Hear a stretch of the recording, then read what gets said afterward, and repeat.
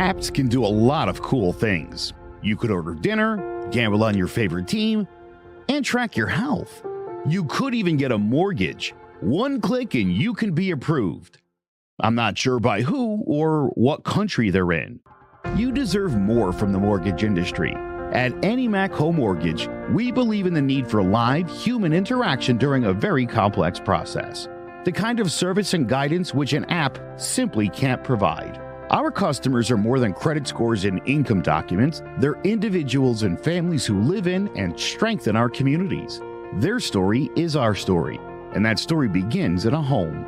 Chris Sawyer is an expert on providing superior customer service and in meeting the mortgage needs of current and future homebuyers. With over 18 years of experience in the industry, Chris is able to help customers migrate through the home buying and home financing process by using his wealth of knowledge as a well-qualified mortgage professional. And best of all, Chris is located in Cromwell, Connecticut, where he has helped hundreds of clients in Connecticut, Massachusetts, and Rhode Island make their dreams of homeownership a reality. Visit chrissawyer.any-mac.com. Email him at csawyer@any-mac.com or give him a call, 860-878-8730. Chris Sawyer, NMLS number 39345, corporate NMLS number 338923. AnyMac Home Mortgage is an equal housing lender. American Neighborhood Mortgage Acceptance Company, LLC. DBA AnyMac Home Mortgage. Lo-Fi Direct. Connecticut First Mortgage Correspondent. License lender. Broker number ML 338923. Massachusetts Mortgage Lender and Mortgage Broker License number MC 338923. Rhode Island License Lender. License number 2011210L. Call for additional details. Jones on first down, wide open, it's Barkley, and Saquon Barkley will take it into the end zone. Your best ability is availability. Saquon Barkley, he's great when he's on the field, but the problem is since 2018, he hasn't been healthy for this team. Look at this, they lob it to him, he taps it in off the glass. How about that? Porter Moser, I think right now is the best coach in college basketball, hands down. Fins 2 for 3, he's done his part. Pitch is drilled to deep right field toward the pole, and it is gone. They don't mind not being what they were in the 90s as the best organization in baseball, because the Yankees aren't even close to the best organization in baseball. You're trying to be the Rays, and the Rays do this for a reason. Like, you're the Yankees.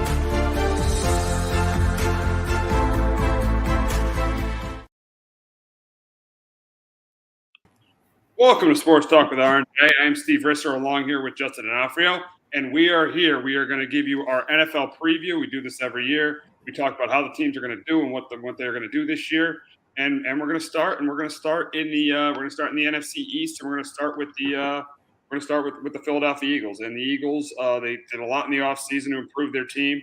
They got AJ Brown. They got AJ Brown. They traded for Hassan. They signed Hassan Reddick. They signed James Bradbury. So the Eagles did a lot in the offseason to improve their team, and I think they win the NFC East. I think they go 11-6. I think they win the NFC East. I think with the offensive line they have, they got a good offensive line. They got obviously a good receiving core with AJ Brown and Miles Sanders, and they got a good defense with James Bradbury in that secondary. They got Darius Slay, Brendan Graham, and Fletcher Cox, and they drafted Nakobe Dean and Jordan Davis. Now, negatives for this team are is guys staying healthy. AJ Brown, he's had a lot of trouble staying healthy for this team, and then Miles Sanders, he's had a lot of trouble staying healthy for this team as well. So the negatives for this team is they're staying healthy, and Jalen Hurts has got to step up. He's really, really got to step up this year. This is a big year for him. If the Eagles don't look like they're Super Bowl contenders, they're going to probably move on with another quarterback. Yeah, for the Eagles this year, Jalen Hurts, it's a pretty big year for him. The Eagles do have a lot of depth at the running back position. If they could stay healthy, they have, Miles Sanders, Kenneth Gainwell, I think had a pretty good year. Dallas Goedert's pretty decent tight end. The Eagles last year benefited, off of a really kind of weak schedule. You're playing weak division this year. They should win this division yet again this year. The Eagles defense, again, I like Nakobe Dean, but, he had trouble staying on the field in college. Could he stay on the field? Jordan Davis, can he be more than just like a third down player? Can he be, could he, be more than – so I think for the Eagles in the secondary, it looks pretty strong. So, I do like this Eagles team. I think this Eagles team should win the NFC East, and I'm with you. They'll move on from Nick Cassera if they don't look like a Super Bowl contender this year. Or you mean that they'll move on from Nick Sirianni? Yeah, Sirianni. Yeah. Yeah, there's definitely a good chance if they're not a Super Bowl contender that they will move on from Nick Sirianni. I mean, he had a pretty good first year. I mean, didn't have high expectations last year, but did a really, really good job with this team, going 9-8, getting to the playoffs. But yeah, they will definitely be moving on from Nick Sirianni if they don't look like Super Bowl contenders. But now we'll move on to the Dallas Cowboys, and for me, the Cowboys, they had a really, really weird offseason. They lost Leo Collins. They lost Leo Collins. They lost Amari Cooper and Tyron Smith is hurt. So that means Tyler Smith, he's going to have to go in and play on the defensive lines. Tyler Smith is going to play on the offensive line. So the Cowboys are not looking good at all this offseason in the offseason, and at the quarterback position with Dak Prescott. This is a big year for Dak Prescott. That's one of the positives for this team is Dak Prescott. Running game of Ezekiel Elliott. That's definitely that has to get better. That has to get better too. So right now the Cowboys are a mediocre team, and Mike McCarthy. I mean, he's just not done. He had some issues last year with the clock, with the clock management, with not knowing where the clock was in that Charger game, with not challenging that play in the Cardinals game. There's a lot of issues with the Dallas Cowboys, and that's why I got them going 9-8, and that's why I got them missing the playoffs. Yeah, I'm with you. I got them missing the playoffs. I got them 8-9, still finishing second place. Losing Tyron Smith, I know he's been banged up over the years, but their offensive line, isn't great. They've had some issues. They had a lot of penalties in that area. Losing a guy like that could hurt, especially going to be out majority of the season. It so helps that you do have Dak Prescott. But, yeah, Mike McCarthy's not a guy that this locker room starts to struggle, and they kind of open the season up, something 2-2, 1-3. Mike McCarthy's not the guy that's going to be able to come in here and save it and kind of inspire some of these guys to go on a run here. But, yeah, Dallas, it's interesting what they did with the wide receiver core. I know Amari Cooper's now in Cleveland. But, for Dallas, their offense should be able to put a good amount of points. We saw Parsons was able to do last year, had an unbelievable rookie year, was phenomenal for that defense. Dan Quinn did a great job with that defense, really developing them because they showed a couple years ago. I could maybe see that defense taking a little bit of a step back this year. But, yeah, Dallas, I think, is a very mediocre team right now. Absolutely. I mean, I think they're very, very, they're very mediocre, and obviously they could win the division because of what they have, because of Dak Prescott, but I definitely would not be surprised if they don't win the division because just the offseason they've had, losing Leo Collins, losing Amari Cooper, losing Randy Gregory. That's another big loss for that Cowboys team. Yeah, it is. You miss they lost a couple of veteran guys that, maybe pretty good in that locker room, and things get ugly early. Could really affect the Cowboys here. So, and kind of couldn't sign some of these guys because the contract he gave Ezekiel Elliott, and he hasn't really lived up to the contract that he signed. So, they need Elliott to really step up this year and kind of live up to what they signed him for. Oh, absolutely. They definitely have to do that. They absolutely have to do that. Now, coming in third place in the division are the Washington Commanders, and this is a weird year for the Commanders. I think that they need to get it done this year with Ron Rivera. It is a must for them to get it done with Ron Rivera. I think that their defensive line, Chase Young's gonna be out for 4 games. I mean. Carson Wentz, he's been up and down. Last year, he won 9 games as the Colts starter, but in all 9 of their wins, in all 9 of their wins, he didn't throw for over. In all 9 of their wins, they didn't even. They had Jonathan Taylor rush for over 100 yards. So Carson Wentz, he really, when they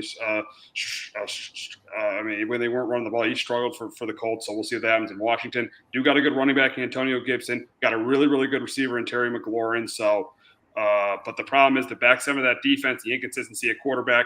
That's why I got this team going 7-10. That's why I think I got them finishing in 3rd in the NFC East.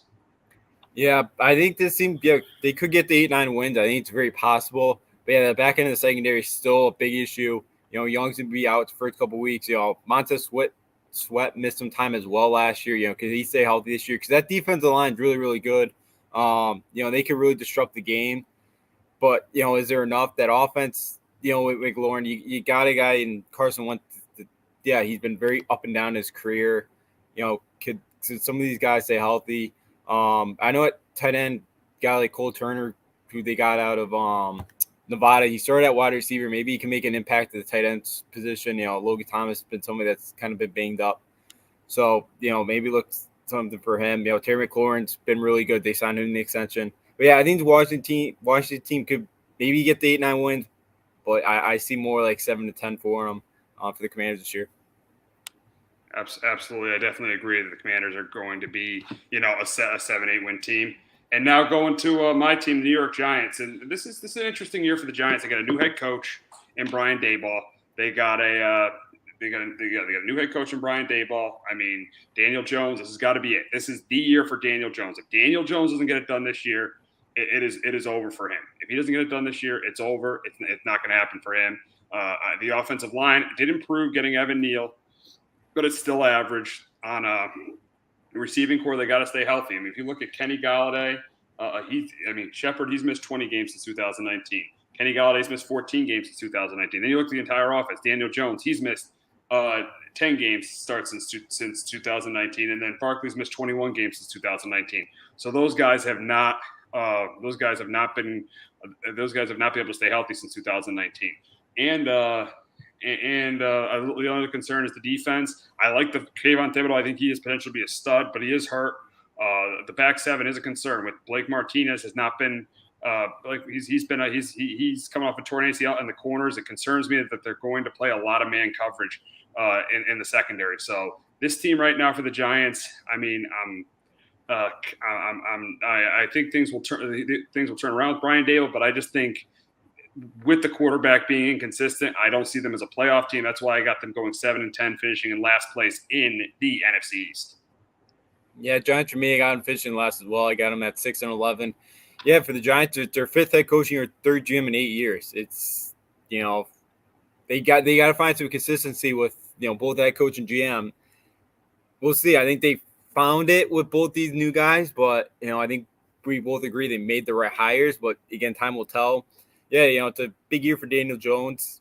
I think they there's enough weapons around for him to be successful. It's up to him now. Barkley's another guy. Could he stay healthy? I know he's looked good so far, but can he stay healthy for 17 games this year? The wide receivers, some of these guys could kind of also stay on the field. That'd be a big help to Daniel Jones in his offense. Brian Daboll, I think, is going to bring last year, Joe Judge, it was a very clean offense. This year, now with Brian Daboll, I think you're going to get a lot more kind of interesting stuff. He's pretty good play caller. You've seen what he's been able to do with Josh Allen. But yeah, on the defense side of the ball, Kayvon Thibodeau, I know he's going to miss a couple games, but he looked really good as well. And can Leonard Williams kind of return to what he was in 2020 and be a disruptor, on the defensive line? We'll see. But yeah, I think this Giants team, they're starting to get the right pieces and all that, but it's going to still take a couple years for this thing to get going in the right direction. You're going to have some hiccups this year, but I think you're also going to see a lot better coaching from this team as well this year. So bet there'll be some bright spots in the Giants this year. But again, I know for you as a Giants fan, it's, you want to get back in the playoffs, but that's not going to happen this year probably. Oh, it's been a long time for me as a Giants fan. But the one thing is, I'm happy they fired Dave Gettleman. I'm happy they fired Gettleman, that he retired, and then I'm happy Joe Judge ended up getting fired too. I think the biggest thing is they got a voice outside of New Jersey that's going to turn this thing around. Yes, I don't think they're going to be a great team, but I like the fact that things as I think, because of the coach and the GM, are going in the right direction. Yeah, absolutely. I think so. I think you saw what Brian Daboll was able to do with Josh Allen and that development, and then the GM too. With the Bills being the assistant GM of kind of, he kind of, had the inside scoop of how that Bills team kind of got to where they are now, and kind of they built a lot to the draft, and they made a couple of trades, like for Stephon Diggs, and that's really panned out for him. So, yeah, I think you got the two right guys, and they both know each other coming from the Bills as well. So I think that relationship's there as well. They both kind of trust each other. So, yeah, I think the Giants right now, I think it was great to go outside the family.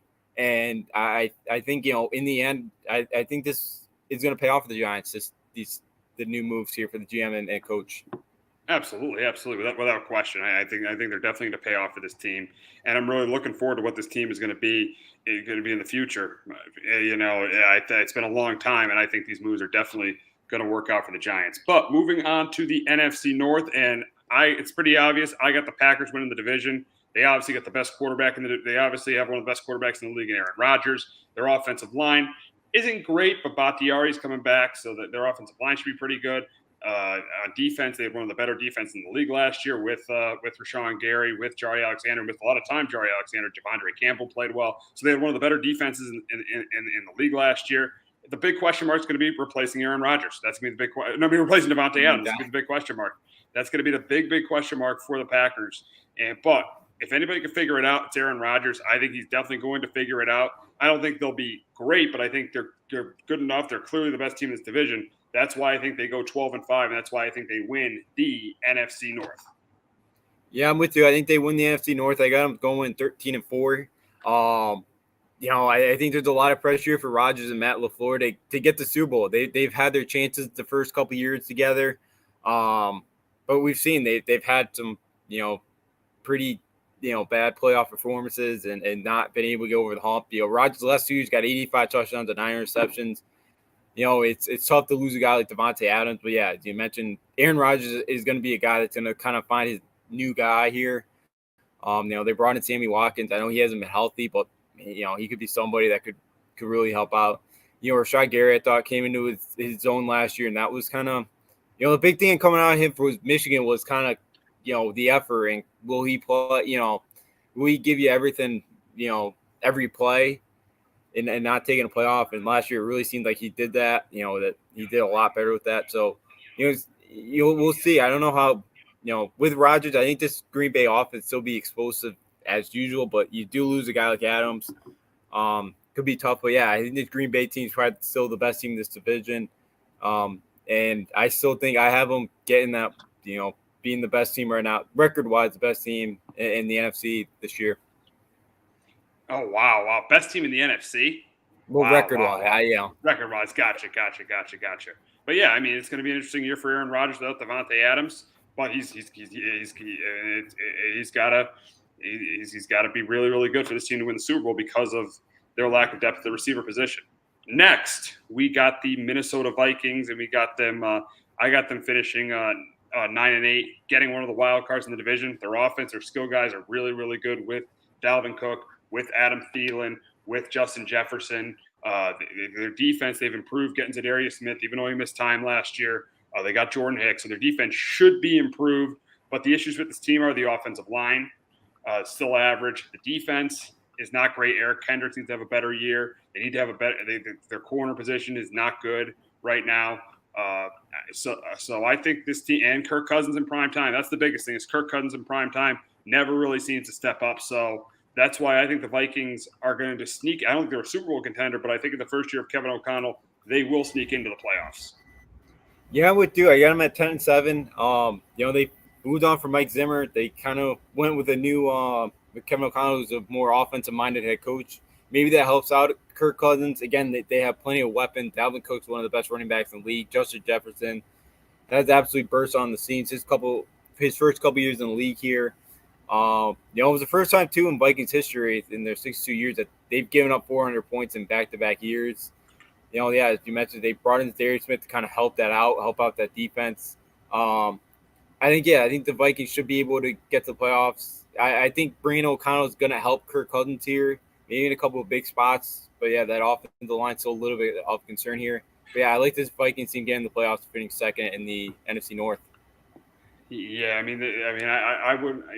think this team is definitely a playoff team because of their skill guys, but it's going to be interesting to see if they can compete with the Packers for the division. Their defense is definitely going to be better if they want to compete for the Packers in this division.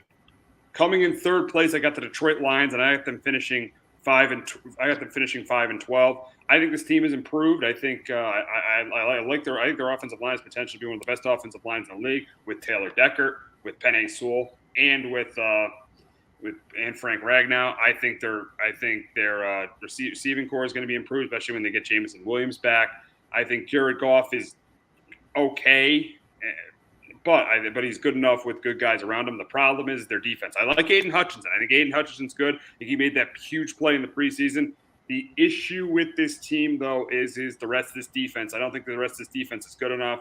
I think it'll be the same thing. They lose a lot of close games, and I think they finish 5-12 because they don't have a good defense and they have a quarterback that's inconsistent. So I think the Lions are improved from last year, but they finished 5-12, coming in third in the division. Yeah, I got 5-12 as well. I haven't finished tied with the Bears here.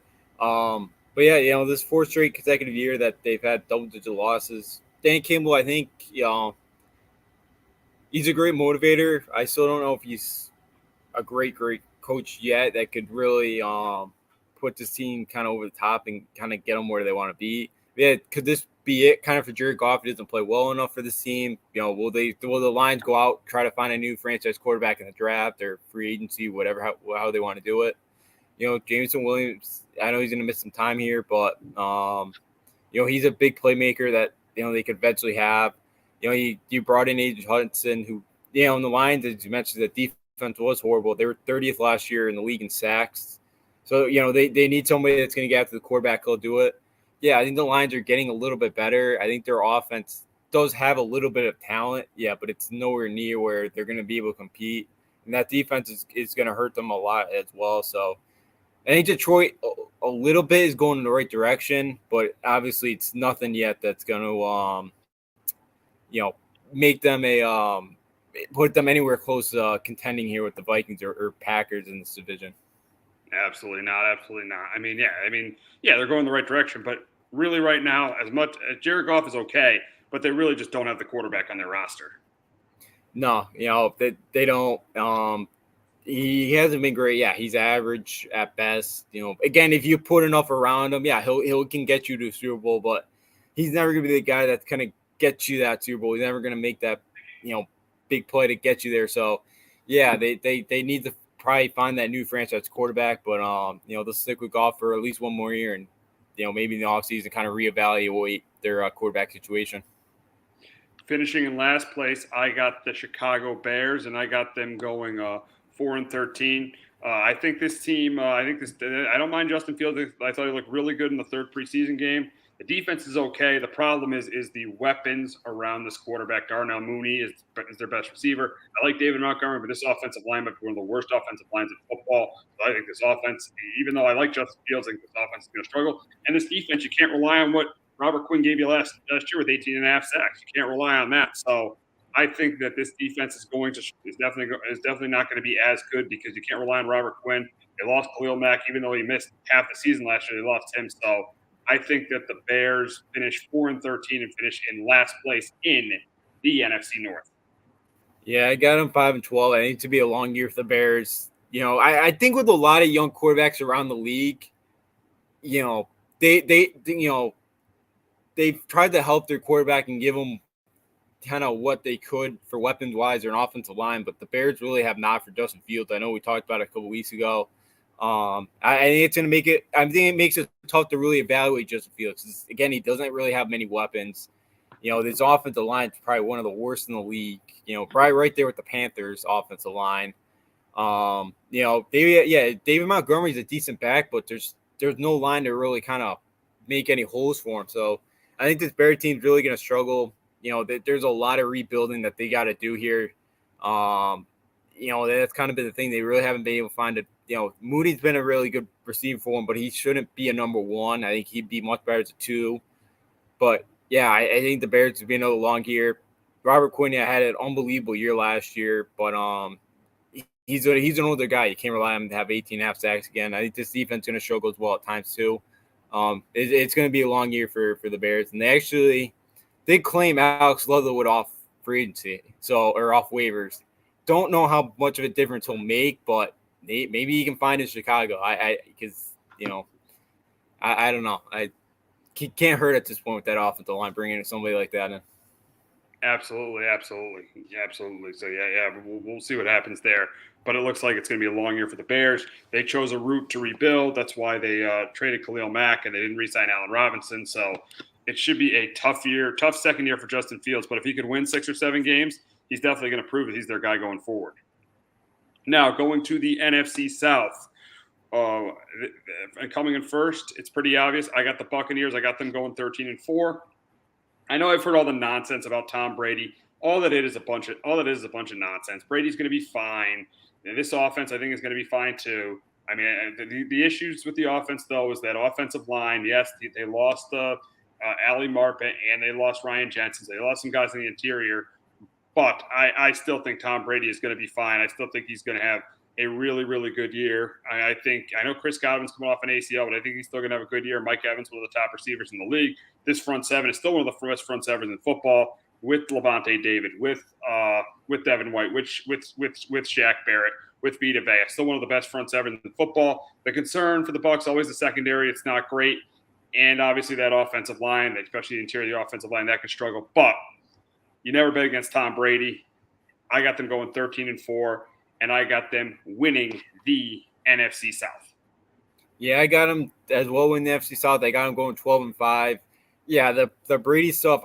If there's one quarterback that's kind of dealing with all this, if it was anybody else kind of dealing with everything right now, I'd probably be a bit more worried about, because Tom Brady, the minute week 1 happens, the guy's gonna be zoned into football. So I'm not too worried about it.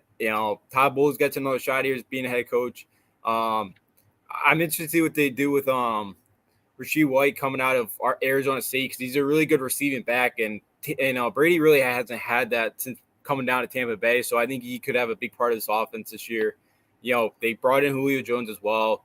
Could he stay healthy this year? I know it's been a big if for him, but we see the talent from him when he's able to stay on the field. I know he's older now, but all the weapons they got are. The Tampa Bay team is really talented. I know their offensive line's a little banged up, but I still think it's good enough right now, especially when you got a guy like Tom Brady behind center. So the defense, I think they got a little bit younger too with keeping some of their core guys. So I think their secondary should be a little bit better. Can they stay healthy as well this year in the back end? I know they had a lot of injuries last year, so I think the Tampa Bay team is going to be fine. I think they go 12-5 this year in NFC South. Oh yeah, I think they're going to be fine. I definitely think they're going to be fine, especially when you got Tom Brady. I think when you got Tom Brady, you're definitely going to be fine, and really you don't have much to worry about when you have him behind center. So I think the Bucs will be fine. Now moving on to the Saints though, and the Saints last year they barely missed the playoffs at 9-8. I think they'll be around the same thing this year, 9-8. I mean, I like the fact they upgrade their skill guys with Jarvis Landry. They're going to have Michael Thomas coming back. They drafted Chris Olave. The defense, I think the defense is still one of the better defenses in the league with Cameron Jordan. You got Demario Davis and you got Marshawn Lattimore. That's 3 studs on that. That's 3 studs on that defense. But I think the issue is they got a coach in Dennis Allen who was a disaster with the Raiders. So I think that's definitely going to be an issue. And their offensive line, they lose Teron Armstead and they replace him, and the guy replacing him is probably going to be out for the year, and Trevor Penning. So they're going to have a lot of issues they're going to have a little bit of issues on the offensive line, and they have to deal with the Kamara. They could deal with the potential Kamara suspension. So I think that's going to be an issue too. That's why I have them making the playoffs, but losing the first round. But I do have them making the playoffs, finishing 9-8. Yeah, I got the same record as I'm getting one of the last wildcard spots this year. Yeah, hopefully Michael Thomas can stay on the field. It's been pretty much 2 years since we've really seen him healthy. Bringing Chris Olave, who had a phenomenal year with Ohio State last year. He's one of the best wide receivers coming out of this draft. The Kamara situation is interesting as well. I don't who knows if his suspension's coming or not for him. But yeah, the defense should be still pretty solid, especially in the back end. Lattimore had a pretty good year. Paul Dubo had a pretty nice year as well, being a 3rd-round pick a couple years ago. He played pretty well last year in the secondary as well. But yeah, with the Saints team, I think they should go 9-8. I think Dennis Allen, second time around, kind of learns from his mistakes. I think he's in a much better organization too this time around. which is going to help out. He'll still be calling the defense, sounds like. So that I think that familiarity in the locker room too is really going to help out. But yeah, with Cameron Jordan, Marcus Davenport on either side there on the defensive end, I think the Saints should be fine. I think they finished second in the division. I think they find a way to make the playoffs. Now we go to the Carolina Panthers, and I got them finishing in third and going 4-13. But this is a prediction I could be wrong about, because if Christian McCaffrey could stay healthy, this team definitely could compete for a playoff spot, but that's the big if. Can McCaffrey stay healthy? And he has only played 10 games in the last 2 years. He's had a lot of trouble staying healthy. This offensive line is not good. I know Baker Mayfield has had success at times with a good running game, but the problem is the run game. McCaffrey can't stay healthy, and the offensive line isn't close to as good as it was in Cleveland. Also, depth at the receiver position is an issue outside of DJ Moore. The defense is good, not great. And Matt Rule, he could end up losing this team. That's why I got them finishing 4-13 and finishing in third in the NFC South. Yeah, Panthers. I got them 6-11, finishing third. I think they could get 7-8 wins. If all goes right for this team. But yeah, that's a big if right now for them. Hopefully, they finished the season last year like 30th ranked in yards per game. They were 29th in points per game. So I think their defense has a lot of talent. They're very young. I think they could keep them a lot of games. But yeah, I think for Carolina, the offensive line to be too much overcome. Baker, we know, is average at best right now. So I think Carolina probably go 6-11, finish in third place, and Matt Rule is probably out of his job after this season. Yeah, I agree. I think this is going to be Matt Rule's last year with the Panthers. Coming in last place, the Atlanta Falcons. I got them going 3-14. There's really two positives to this team: Kyle Pitts and AJ Terrell. AJ Terrell and Kyle Pitts. That is it. This roster is one of the worst rosters in the league, and the reason for that is they took on one of the biggest dead cap hits in the NFL with Matt Ryan. I think this team offensively, Marcus Mariota. He does. I know he's got Kyle Pitts, but he does. This is probably the least amount of talent he's had around him in his career, because his running game really struggled last year. And I want to hear about Cordell Patterson. I know he's versatile, but pick one: wide receiver or running back, is your average of both. On defense, Grady Jarrett had one of his worst seasons last year. Deion Jones is completely washed up. So really the strength of defense is the two corners, AJ Terrell and Casey Hayward. So I think this team goes 3-14, and they finish in last place in the NFC South. Yeah, Atlanta, it's going to be a rough year for him. Mariota, I know he's got familiarity here with Arthur Smith, which I guess helps a bit. But, yeah, there's not much talent around him. Kyle Pitts is going to be one of the best tight ends in the league for a while here. Yeah, secondary is probably the only bright spots. They're pretty, their top guys are older on the defense side of the ball. The weapons are great. Cordell Patterson, he's very versatile. I know, he doesn't do one thing great, but he can be a mismatch, because you don't know where he's going to line up ever. But yeah, I think it'd be a long year for the Falcons. There's a lot of issues, a long rebuild ahead of them, and this is only step one. And does Desmond Ritter if Mario doesn't play well, maybe midway through or late in the year, do they give Desmond Ritter a shot here to see if he can be the franchise guy here? Because there's not much really kind of right now to look forward to in this roster, who could kind of be, at the quarterback position. Mariota's not that for the long term. Yeah, absolutely not. It looks like they'll be drafting a quarterback in the top 3 next year. So we'll go to the NFC West, and we'll start with the team I got winning the division. That's the defending Super Bowl champion, St. Louis Rams. Los Angeles Rams. Sorry about that. Matthew Stafford. He's had a he's had issues with his elbow, but I think he's going to recover from it and have a good year. Obviously, they added Allen Robinson. They got Cooper Kupp, one of the best receivers in the league. On the defensive side of the ball, you got Aaron Donald. You got Leonard Floyd. You got Jalen Ramsey. You've added Bobby Wagner, so their defense should be really good too. The only negatives here is they lost one of their edge rushers in Von Miller, and they haven't re-signed Odell Beckham yet, and they lost Andrew Whitworth. So their offensive line might be a little bit shaky. On the defensive side of the ball, their pass rush won't be as good without Von Miller, but I think they still have a really good roster, and they got one of the best coaches in the league in Sean McVay, and that's why it is good enough for them to win the NFC West. Yeah, I got to win the NFC West as well, going 12-5 this year. I think this team still has a lot of talent around. Matthew Stafford finally got his ring.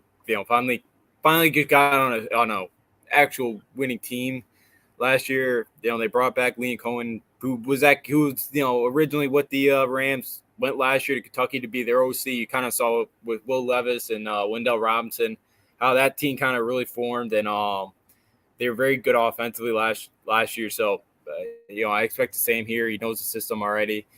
2 new coordinator, then their new defense coordinator as well.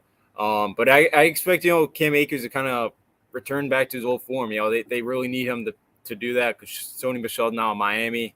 Can they get that running game back with them? But yeah, I think that the Rams are still going to be a force in the league, in this division, and finish 12-5, win this division, and have another shot to go back-to-back Super Bowl titles. Absolutely, I think they have a really, really good chance to go to Arizona and play in the Super Bowl.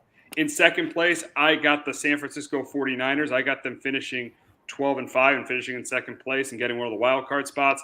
Yes, the quarterback position is a major question mark, and they just brought Jimmy Garoppolo back. But I think Kyle Shanahan is a really good offensive coach. I think Trey Lance is going to be a top 10 quarterback in the league. I think the Niners gave up 3 first-round picks for a reason.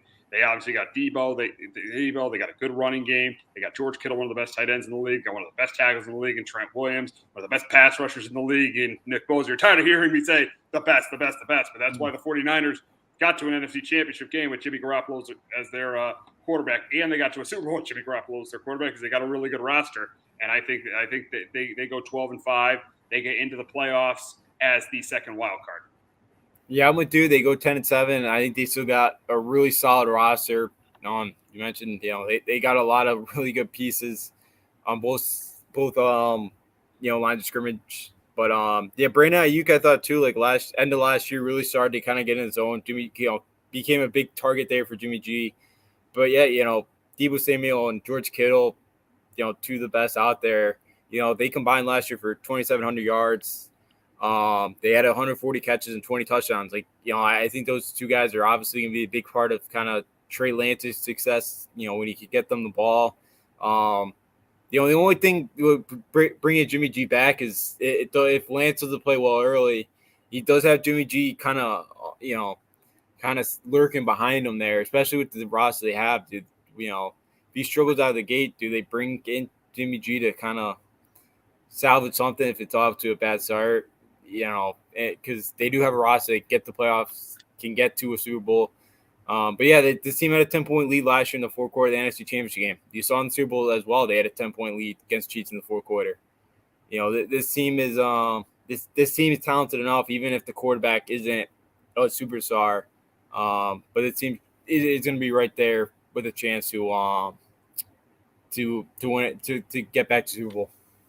Oh yeah, I mean they're definitely talented enough, but I think it's Trey Lance. I think it's Trey Lance is going to be the quarterback unless he gets hurt. Even if he plays poorly, I think they're still going to go with Trey Lance because I think they pretty much decided we're going to go in this direction and we're going to move on from Jimmy G. We're going to go in this direction. So I think they're going to stick with Trey Lance unless he gets hurt. I think the only way that Jimmy Garoppolo sees the field. Coming in third, I got the Arizona Cardinals. I got them finishing 8-9. I think the Hopkins 6-game suspension is going to be big. And also, I think some of the losses they had in the offseason, Chandler Jones, they lost to free agency. They did not replace him. Jordan Hicks, they lost to free agency. They got to hope Isaiah Simmons and Xavier and Collins have really, really good years. And in the secondary, they're going to struggle too outside of Budda Baker. So I think this defense isn't great. This offensive line isn't great. Kyler Murray, he's good, but he's not great. And we all know about Cliff Kingsbury. Teams have had a lot of second-half collapses. So I got the Cardinals finishing 8-9, coming in third in the NFC East. Yeah, I got them at 9-8 here, not making the playoffs. Yeah, I think they do still have some talent here. I like Rondell Moore. I think he can step up here while Hopkins is out. Hopefully he can stay on the field healthy. I was not a big fan of the Kyle Murray sign. I just think of the money-wise, he really hasn't proved it yet. Could that be something? Yeah, and you saw with the second half team, they just fell apart. You saw they were not they had zero they got absolutely destroyed in that playoff game. They had just were not prepared at all. That's the word I was looking for. But Simmons, Collins, that linebacker, yeah, I think 2 first-round picks the last couple of years. Yeah, all I mentioned with all the guys they lost up front defensively, those two really need to come in form. Really help this defense out. Without Hopkins, could they kind of dig themselves in a hole early? And I could see them only winning 7, right around 6-7 games. But I think they have talent, but I don't think it's enough here to really compete, really get back in the playoffs. Because Hopkins obviously it's going to be a big loss for Kyler Murray in this team. Oh, absolutely. DeAndre Hopkins is going to be a loss for 6 games. They did get Hollywood Brown. That's a positive. But DeAndre Hopkins is definitely going to be a loss. That's going to be hard to make up. Coming in last place, I got the Seattle Seahawks. I got them going 4-13. I think outside of the Tyler Lockett and DK Metcalf, there's not much positives about this team. Or the two safeties, Quandre Diggs and Jamal Adams. And when Geno Smith's your starter, you're in trouble. You have pretty much your best offensive lineman's a rookie. On defense, you don't have much pass rush. You don't have much. Your corners are not great. I think the Seahawks are in for a very, very long year. There's a reason Russell Wilson wanted out of there, because this roster was becoming one of the worst in football. And I think that's going to show this year. That's why I got them going 4-13, finishing in last in the NFC West. Yeah, it's going to be a long year for the Seahawks. There's not much positives maybe besides, DK Metcalf deciding to stay, and you also do have Tyler Lockett on the other side here. But yeah, they brought in Lockett to try to be that guy quarterback. Maybe they could find something in him, but he was horrible during preseason. He lost the job to Geno Smith. This defense is a long way removed here from the Legion of Boom, which wasn't too long ago that both those guys are still there. But yeah, to be a long year for Seattle, to be a long rebuild here for the Seahawks to kind of get back to where they were. Very tough division, and to be a long year for Pete Carroll and that team and that fan base. But they got the Seattle Mariners, I guess, for now to help them out finally for the Mariners. Exactly.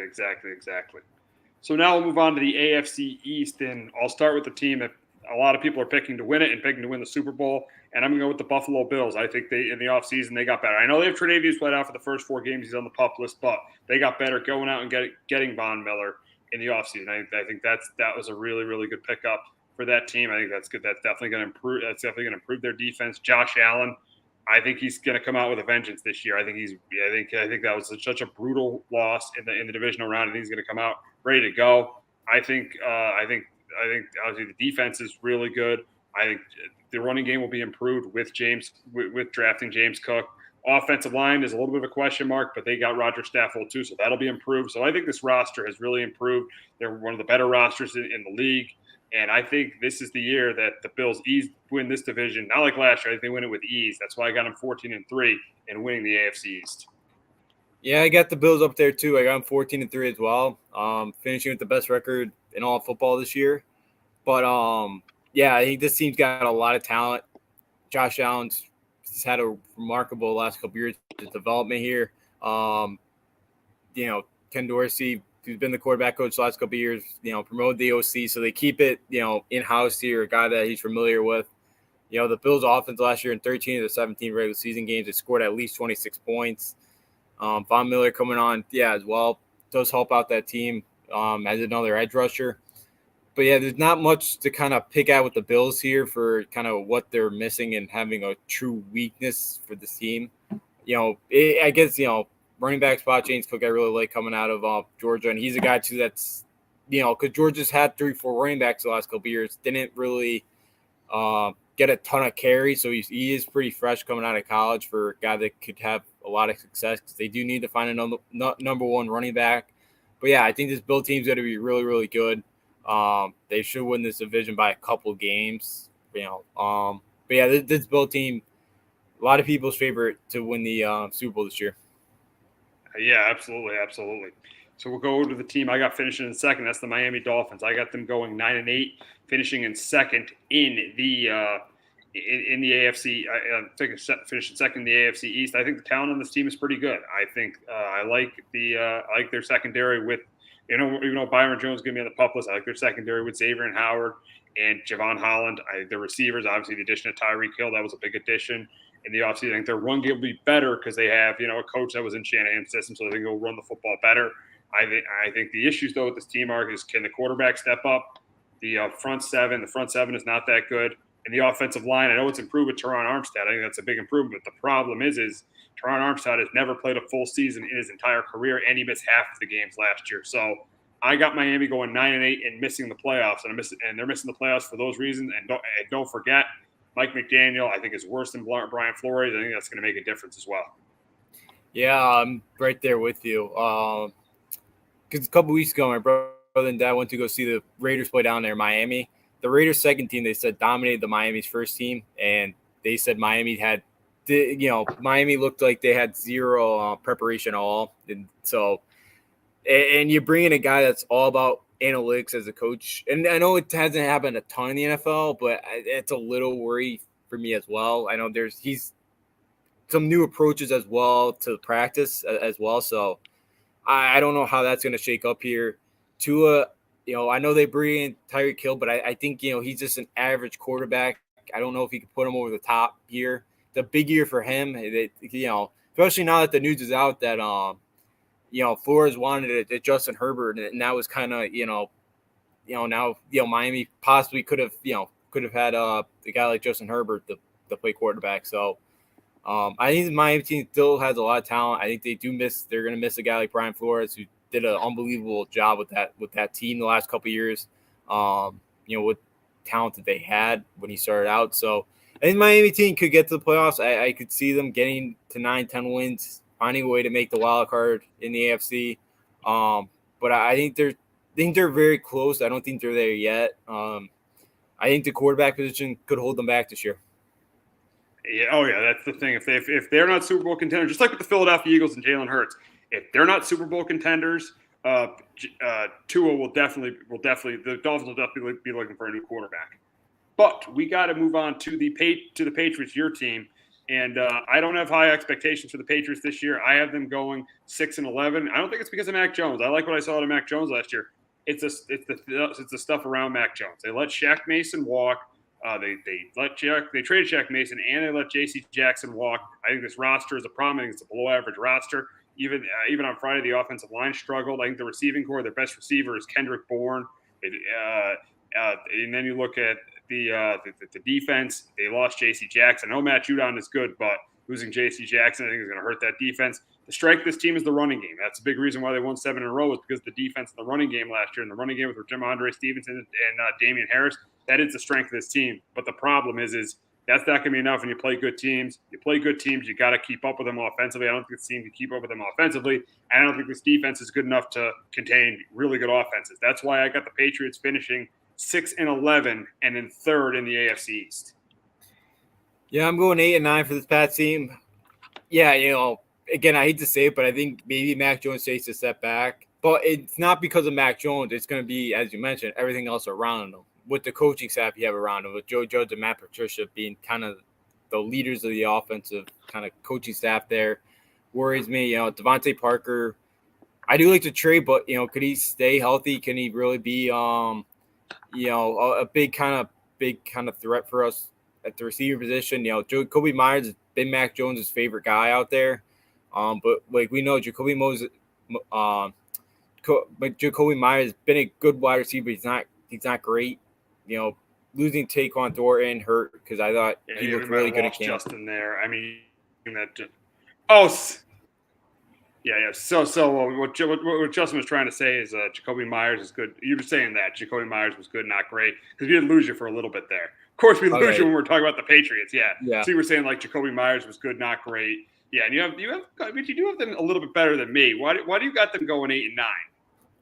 I still think Bill's gonna find a way to steal some games. I still think that's going to happen. He does steal a game once every year. I'll give you that. But you obviously, as a Patriots fan, you got a lot of faith in a coach that's won one playoff game without Tom Brady. And no, I'm not saying he isn't the greatest coach of all time, but he's only won one playoff game without Tom Brady. Yes, he has. Now, the roster hasn't been what it was back in the mid-2000s when, they had a lot of stars on those teams, including Tom Brady. They don't really have those guys right now, but I think too, I think I know we'll get the Bengals. I think they may take a step back. I think late in the year they could go to Arizona and knock off the Cardinals. The Cardinals, when they played a couple years ago in Foxborough, Cliff Kingsbury handed us that game. I can see that happen again. They play the Raiders on the road, and Bill usually does pretty well against his former assistant. So I could see maybe going to Vegas getting a win. So I think there's a couple games we could kind of steal from steal this year. But yeah, I think well at the wide receiver position, I think losing Dorian hurts as well for half the year. I think he was having a really good camp, but yeah, I think that secondary really scares me. I think they're gonna be a lot of problems there, but I think this Patriots team can find a way to get to right around 500 this year. We'll see. I just think that their roster is not good enough for them to be over 500, especially in a stacked AFC. Now, finishing in last place is the New York Jets. I got them going 5-12. Yes, they made some improvements on defense. They drafted Sauce Gardner, and they drafted Jermaine Johnson, and they got Carl Lawson coming back, and they had a really good draft getting Breece Hall and Garrett Wilson. But I just don't think that's enough. I mean, I think offensively, their offensive line is decent, even with Becton out. Dwayne Brown is right now as good as Mekhi Becton. Yeah, he doesn't have the upside of Mekhi Becton, but he's as good as Mekhi Becton right now. I think they did improve their skill guys, but Garrett Wilson really hasn't proven anything in this league. And Elijah Moore is not a number one. Zach Wilson, he's had trouble staying healthy. And then on defense, you can't just think they're going to go from one of the worst defenses in the league to one of the best defenses in the league. I think their defense will be better, but I still think their defense will be in the bottom half of the league. That's why I got them going 5-12 and finishing in last place in the AFC East. Yeah, I'm with you. I need to be another tough year for Jets and the fan base. I think, Robert Saleh, I think, is a good coach. I think, could kind of turn this thing around. It's going to take time, obviously. I do like Joe Douglas as well. I think he's done a really good job in the draft the last couple of years. But yeah, Zach Wilson's kind of struggled. He's struggled to stay on the field as well. He's going to miss a couple games. He missed a couple weeks here of kind of preseason camp here. So, does that have effect here with kind of the new weapons he's brought in, that he's missing time with them and kind of getting chemistry with them?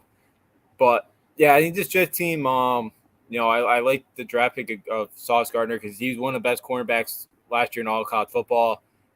He brings a nice physicality that they need, big corner at 6'3". So I think this Jets team, I think the future is brighter than it has been the last couple of years. But yeah, it's still in a Division II where you have a great team in the Bills and you have two teams in the Pats and Dolphins who could both make the playoffs. I don't think they're both will, but two teams that are capable of making the playoffs.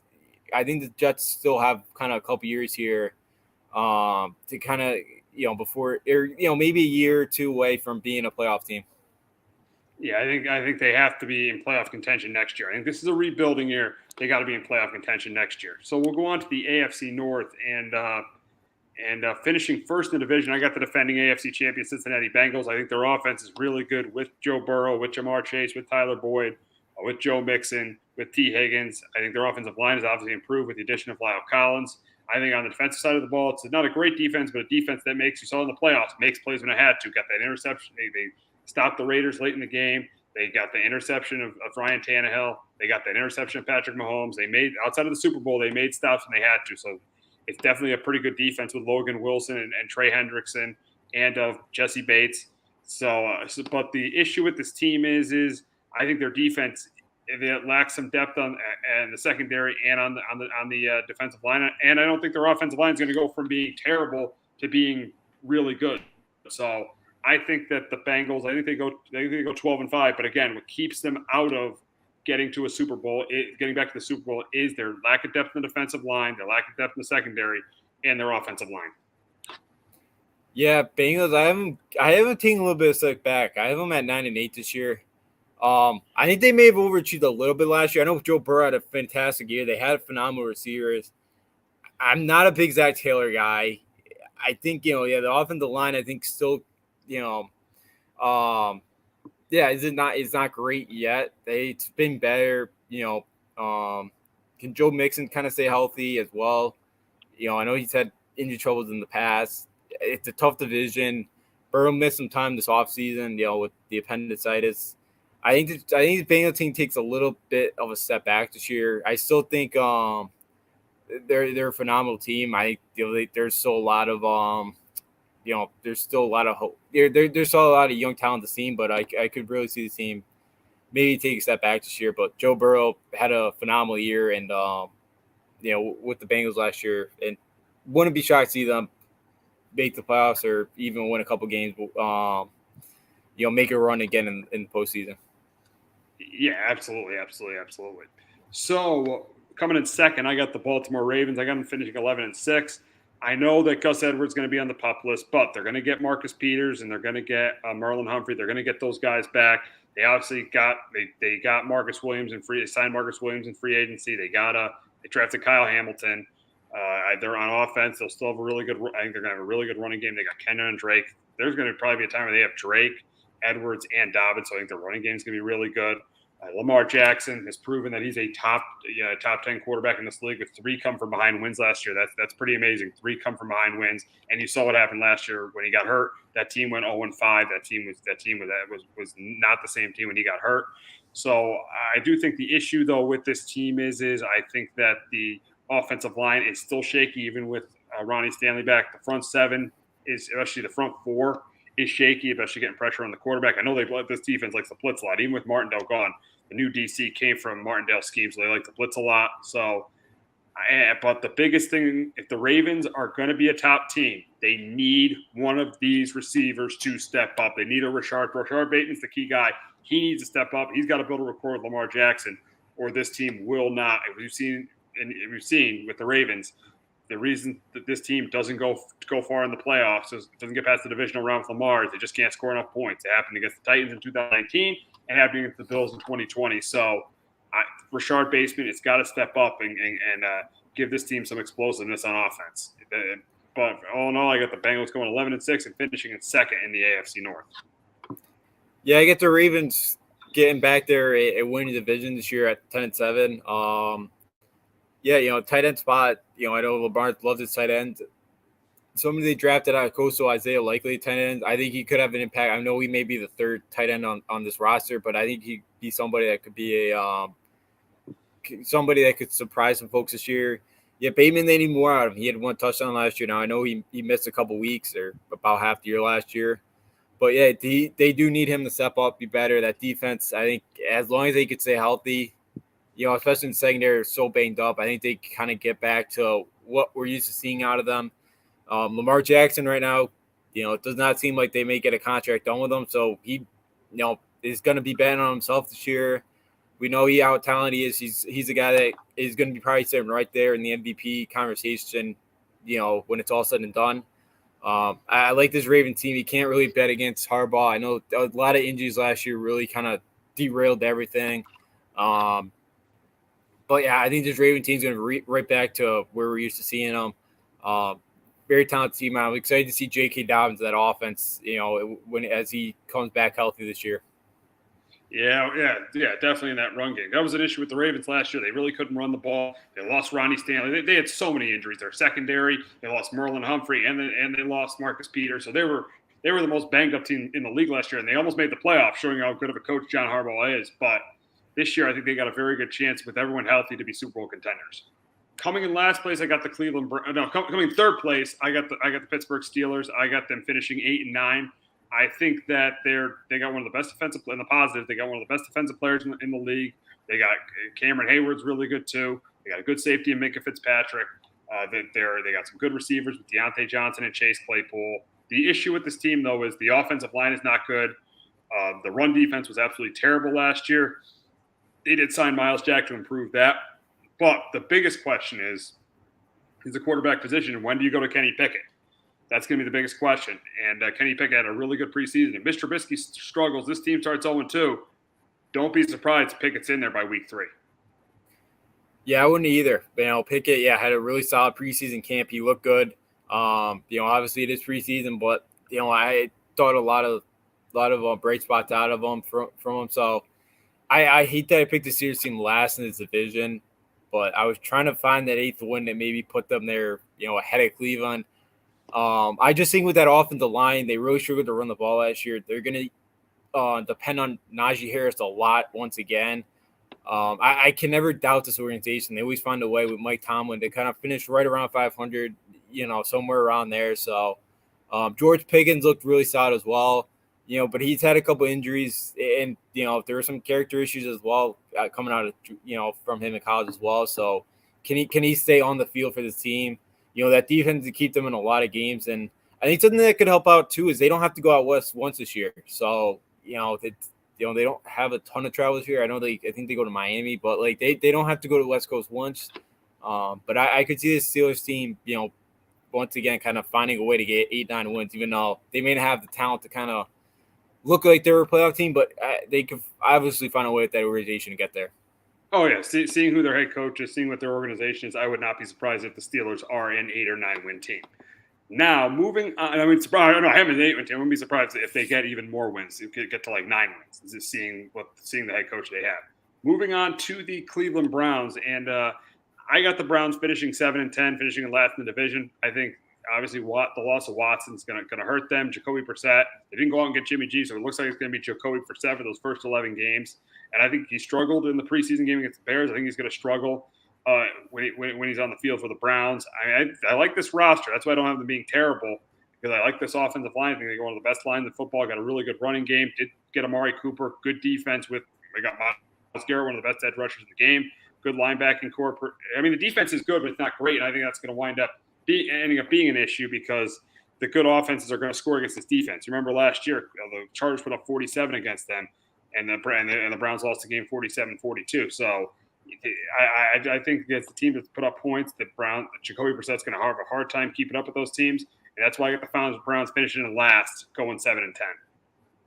Yeah, I got them 8-9. I think they have a lot of talent. We know about Watson being out for most of the year.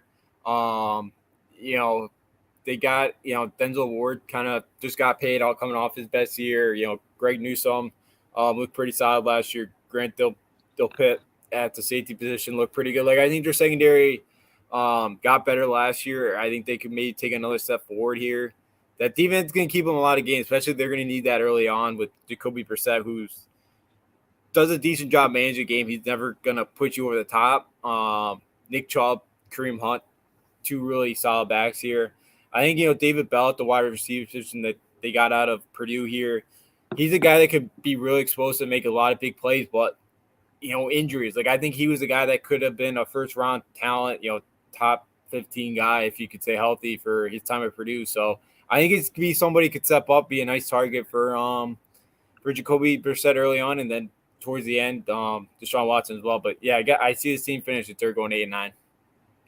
We will go to the AFC South, and winning the division, I got the Indianapolis Colts. I think they're improved at the quarterback position. They got one of the best running backs in the league in Jonathan Taylor. The offensive line, it's not as good as it used to be, but it's still good. I think Yannick Ngakoue is a good addition to that defense. I think the secondary with Stephon Gilmore and Kenny Moore, I think this is going to be a really good secondary, and obviously they got one of the best linebackers in football. The issues with this team, though, is their lack of depth at receiver, and I feel like their lack of depth on the defensive line. And we don't know. And Matt Ryan's age, you don't know if he could tail off a little bit this season. So but I think Matt Ryan is definitely an upgrade over Carson Wentz. That's why I got them going 10-7. I got them winning the AFC South. Yeah, I got him 11-6 winning the division as well. Matt Ryan, I think he puts his position to win. I don't think they're gonna be able. I don't think he puts them in a spot where they could maybe go on a Super Bowl run here. But I like that they brought in Stephon Gilmore. Also, Matt Ryan continues to play his home games in a dome, which helps out at his age. Doesn't really have to worry about weather during home games, especially in Indianapolis. But, Jonathan Taylor had such a great year last year. The wide receiver core is not great. They've had some injuries there. But, yeah, I think the Colts this year will go 11-6. They should win the division. They kind of lost a couple of tough games last year. But, with Tennessee taking a step back this year, they should win this division by a couple games. And speaking of the Titans, I got them finishing in second in the division. I mean, I think the biggest reason I got to finish second, I don't have to make the playoffs. I got them going 8-9. I like this defense. I like this defensive line. I think it's really good with Jarrell Casey, with Jeffrey Simmons, with D'Amico Autry, and with Harold Landry. I think the safeties are really good. Amani Hooker and Kevin Byard. I think obviously Jay got Derrick Henry. But the problem is they lost A.J. Brown, and they have a rookie to replace him in Treylon Burks. Ryan Tannehill, I think that's the major issue. Is I think the team's losing confidence in Ryan Tannehill, and the offensive line's not that good. So that's why I got the Titans going 8-9 and finishing in second in the AFC South. Yeah, I'm with you. We got them 8-9. Mike Vrabel's done a really good job. And again, they did have a lot of injuries last year, and they were still able to get that 1 seed. I think he puts them in a position where they're competing a lot of games. I think they lose a couple tight ones, but yeah, they just don't have talent around. Tannehill, as we know, is an average quarterback at best. Maybe Malik Willis is the guy maybe next year if they think he's developed well enough, this season, what we've seen with the Niners this year and, with Lance kind of sitting a year and same thing with Mahomes a couple years ago, maybe we see that this year for Willis. But yeah, could Bud Dupree become kind of that guy that we saw in Pittsburgh, guy that defense side of the ball, and Caleb Farley. Again, he's somebody that's had a lot of injuries issues over the last couple years as well, but in his draft class, I think he was the best cornerback coming out if he could stay healthy. So he could be somebody that could be that number one, be one of their top corners for this team. But, yeah, I got them going 8-9. Coming in third, I got the Jacksonville Jaguars going 6-11. I think the thing about this Jaguar team is I think they're going to be improved. I think Trevor Lawrence is going to be improved. I think the defense is going to be improved. But the issue is any of it great? The O-line is not that good. These receiving core is not that deep. But I do think a positive on the team is Travis Etienne. I think Etienne can be a really good player, a guy who gets the ball to the backfield and that could run the ball. Defensively, I like Trayvon Walker and Josh Allen. The problem is there's just not enough good players on defense for this Jaguars team, and there's just still not enough good players on offense. But I think Trevor Lawrence makes a jump this year, and I think the Jaguars go from double their win total from 3 to 6, and that's why I got them finishing in third, going 6-11. But a step in the right direction for the Jaguars in Doug Peterson's first year. Yep, I'm with you. I think they go 6-11. I think it's not as bad as the dumpster fires we saw it last year. We saw what Doug Peterson was able to do there a couple years with Carson Wentz. 1 year if he didn't get hurt, what was that, week 14 or 15? He's in the MVP conversation. I don't think Lawrence is going to make that jump this year, but I think, we all saw Clemson, the talent that Trevor Lawrence has, and he was, like the surefire number one pick. So I think having Doug Peterson is going to be a good thing for Trevor Lawrence to kind of building off of his second year here. Travis Etienne, with that chemistry that he already has with Trevor Lawrence, he's an explosive back that, could do a lot for an offense here. So I think that will help. And yeah, they need Josh Allen to kind of return to his form 2019 when he made the Pro Bowl. And they got to protect Lawrence this year. He got sacked 32 times. He's not going to be able to be your franchise quarterback that long if he's getting hit that many times. So, yeah, I think the Jaguars team go in the right direction, but they're not there yet. No. But still, yeah, as we said, they're going in the right directions. Now we go to the team who I think is going to finish in last, and who I think is going to be one of the worst teams in football, and that's the Houston Texans. It started in the offseason when they fired David Culley when he should have been fired. They hire a guy on Lovie Smith on David Culley's staff, that makes no sense. There's really three positives about this team. I like their pass rush with Jerry Hughes and Jonathan Grenard, and Davis Mills did not look terrible. But if this team goes 1-6, they'll be drafting a quarterback. This, to me, is the worst roster in football and worst team in football. That's why I got them finishing 1-16, finishing in last in the division. Wow, 1-16. Wow, dude, I got to shoot 14. Wow, one win for them. Wow, yeah, they are bad. There's not much bright hope for this organization right now. They have worst point differential in their franchise history. That they're minus 172 points last year. They could not run the ball at all last year. Marlon Mack's a decent back. Again, he's not going to make any great kind of, won't transform that running game too much. But yeah, Derek Stingley Jr., could be somebody. He's very good in man and zone coverage. But yeah, I never got the Lovie Smith hire. Coley got 1 year, already got fired, and then you bring on his defensive coordinator, which they weren't great at. I know they don't have a ton of pieces around, but and Davis Mills, yeah, I thought he had, for what kind of the circumstances, I thought he played decent. Yeah, I thought he's looked, pretty good in preseason play. We'll see. There's not a ton around him right now, but we'll see what he can do with how bad this roster is. But yeah, it's gonna be a long year for the Texans. Yeah, I definitely think it's going to be a long year for the Texans, finishing in last place in the AFC South, and I think they're the worst team in football. But now we go from the worst team in football to the best division in football, and that's the AFC West. And the team I got winning the AFC West is not the team that's been winning the AFC West. I got the Chargers winning the division. They got one of the best rosters in football with Justin Herbert. And with Justin Herbert, and he's got a lot of upside. I don't think he's a top 5 quarterback, but I think he's definitely a top 10 quarterback because of his talent. A good offensive line with Rashawn Slater and Corey Linsley. Good running game with Austin Eckler. Good receivers with Mike Williams and Keenan Allen. On defense, I think this pass defense is going to be outstanding with Khalil Mack, Joey Bosa, and J.C. Jackson, Derwin James, Asante Samuel Jr. on the back end. I think this pass defense is going to be one of the best in football. The issue with this team, though, the biggest issue with this team, there's 2. The run game was a major problem last year for this team. I think Khalil Mack is going to help that not be great, but help that get better. And the other issue, and we all know what the other issue was, that was Brendan Staley. In the Kansas City game, he went for it 4 times. Not 1, not 2, not 3, 4 times in that game and didn't get it. And then in the elimination game against the Raiders, he goes for it in his own 19-yard line. So Brendan Staley has got to learn from his mistakes and have a better second year, but I think he will. And that's why I got the Chargers winning the AFC West at 13-4. Justin, what do you got for the Chargers this year? Yeah, I got them at 4th at 9-8. Now, I'm with you. I think this is one of the best rosters of football. It's just Brandon Staley. I can't trust him. I think he's the one that holds the team back, big time here. Because, actually, besides Mike Daniel, he's another just analytical guy that just every decision is based off of analytics, and I don't think that bodes well for a team. We saw what happened last year. It kind of led to a couple losses. I could see the same thing happen this year in a tough division where there's no margin for error.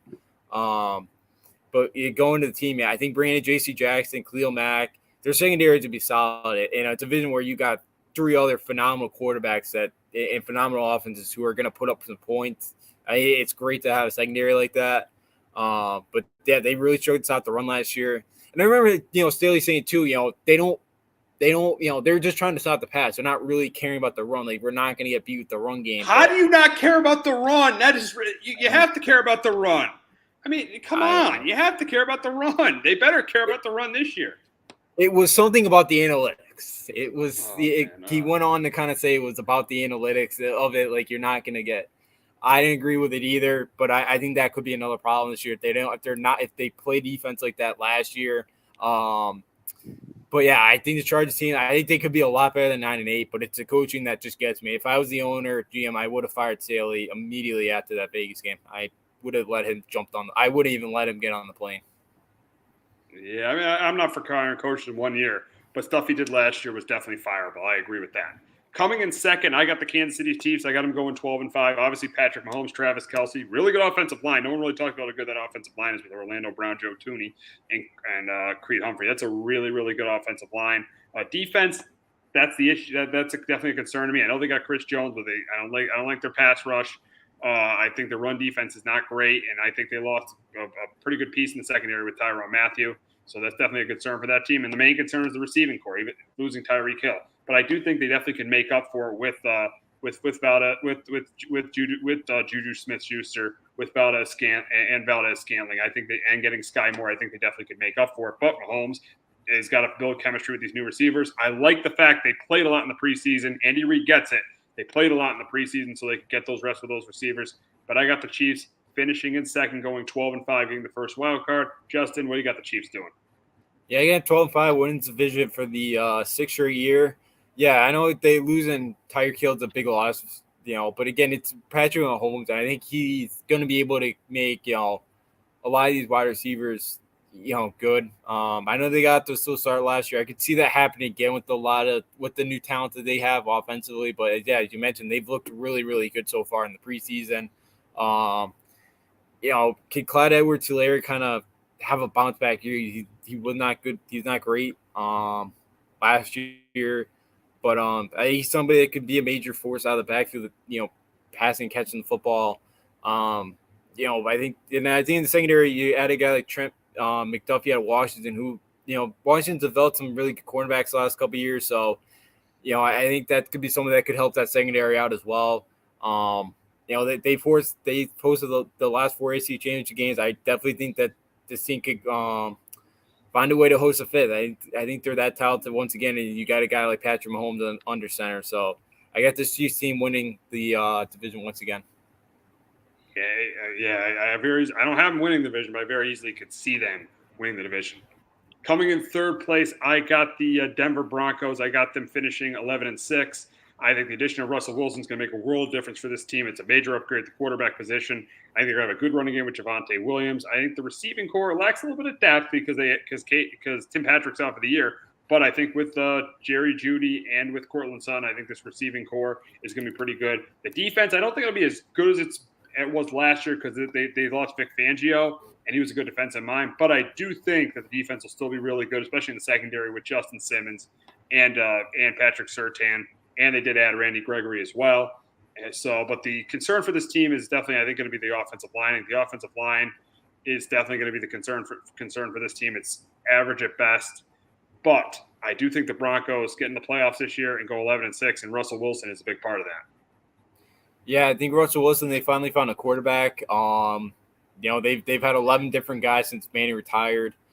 So they finally get that guy. I think it's been kind of the thing that's held them back the last couple of years. An offense too that the last 6 years they haven't been able to score 21 points a game for a season. So it's been tough. I think the wide receivers, it's something where I think they have a lot of young, talented guys, but they haven't been able to prove it yet. I think part of that's kind of been the quarterback play. Part of it's they haven't stayed on the field. So I think they could really kind of show out this year with a guy like Russell Wilson throwing in the football. Yeah, the defense probably takes it back. I like that they brought in Randy Gregory, but I think the two guys with Bradley Chubb. I think there's a lot of risk. Risk. Taking a risk and reward kind of. There with Bradley Chubb, who's kind of struggling to stay on the field with some injuries. Randy Gregory, the same thing. He's had kind of his issues off the field, and injuries as well. So if they can both stay healthy, I think they could be a really solid duo there. But I think this Broncos team is going to be better. I think they're going to be back, contending here in the NFC or in the AFC West. I think Russell Wilson's won a Super Bowl before. He's gotten there a couple times. Denver's got a shot here to go on a run and try to get back to the Super Bowl this year. Coming in last place, I got the Raiders. I have them finishing in last, going 9-8. I do like this offense a ton. I like Derek Carr. I like Hunter Renfrow and Darren Waller, and obviously the new addition of Devontae Adams. On defense, I like the addition of Chandler Jones. The issue with this team, though, is outside of Jones and Crosby, this defense is not good at all. And this offensive line is absolutely terrible. And they just cut Alex Leatherwood, a guy they took in the first round. So this offensive line is not good. And I think those are the things that are going to hold this Raiders team back from being the top team in the AFC West. Yeah, this Raiders team, I think, I think for the first time, Carr this offseason didn't have to really deal with trade rumors, and I think he's finally got a competent coach in an organization that has not been good. And yeah, 2016, if he didn't break his leg there week 16 against the Colts, he probably would have won MVP that season. I think Carr could have a phenomenal year. Adding a guy like Devontae Adams, I really like this Raider team. This offense score a lot of points. Like a lot of teams in this division. Max Crosby got paid. Chandler Jones bringing in is going to help. Hunter Renfrow, McDaniel's probably going to use him like, he did with Julian Edelman. I think they're a lot very similar. Jonathan Abrams, I think, is the dude. Could he say, I know they declined his 5th-year option, but he's somebody that I think could be very talented. He's not stayed on the field at all, but, But they'll need somebody like that in the secondary to help them out because, their secondary is still, probably one of the worst in the league right now. It still needs a lot of work, but I think this Raider team goes 10-7, find a way to make the wild card. Yeah, we'll see what happens with the Raiders, but we'll get to our predictions for the playoffs, and I'll start in the NFC wild card round. In the first round, I got the number 2 seeded Rams beating the number 7 seeded Vikings. I got the number 3 seeded Packers beating the number 6 seeded Saints, and I got the number 5 seeded 49ers beating the number 4 seeded Eagles. So I do have the same 4 teams that made the conference that made it last year make it this year. And in the first round, I got the number 1 seeded Bucks beating the number 5 seeded 49ers, and I got the number 2 seeded Rams beating the number 3 seeded Packers. And in the NFC Championship game, I got the Rams beating the Bucks again. I got the Rams beating the Bucks to go to the Super Bowl. In the AFC, I got the number 2-seeded Chargers beating the number 7-seeded Broncos and Russell Wilson. That'd be a great matchup, Justin Herbert against Russell Wilson. I got the number 3-seeded. I got the number 3-seeded. I got the number 6-seeded Ravens upsetting the number 3-seeded Bengals, and I got the number 5-seeded Chiefs beating the number 4-seeded Colts. So I got the number 1-seeded Bills facing the number 6-seeded Ravens. I got the Bills beating the Ravens. And I got, in a divisional matchup, I got the Chargers beating the Chiefs. So I got the Bills and the Chargers in the AFC Championship game in Buffalo. And you never like it when a warm weather team goes to Buffalo. That's why I got Buffalo beating the Chargers in the AFC title game. So I got Buffalo and the Rams in the Super Bowl. And I got the Bills beating the Rams in the Super Bowl. For me, my NFC wildcard, I got the 2-seeded Bucks knocking off the 7-seed New Orleans Saints. Then I have the 3-seeded LA Rams beating the 6-seeded San Francisco 49ers. Then in the final wildcard game matchup in the NFC, I got the 4-seeded Philadelphia Eagles losing to the 5-seeded Minnesota Vikings. The NFC divisional round, I think the 1-seed Packers get out of it this year. They knock off the Vikings. And then Tampa Bay versus the LA Rams. I think Tampa Bay gets vengeance from last year, and they move on to the NFC Championship game, where Tom Brady knocks off Aaron Rodgers once again, and the Tampa Bay Bucks move on to the Super Bowl. In the AFC playoff picture, I got the 2-seeded Kansas City Chiefs knock off the 7-seeded Los Angeles Chargers. Then I got the 3-seeded Indianapolis Colts knocking off the 6-seeded Las Vegas Raiders. And the 4-seeded Baltimore Ravens versus 5-seeded Denver Broncos. I have the 5th-seeded Denver Broncos knocking off the Ravens.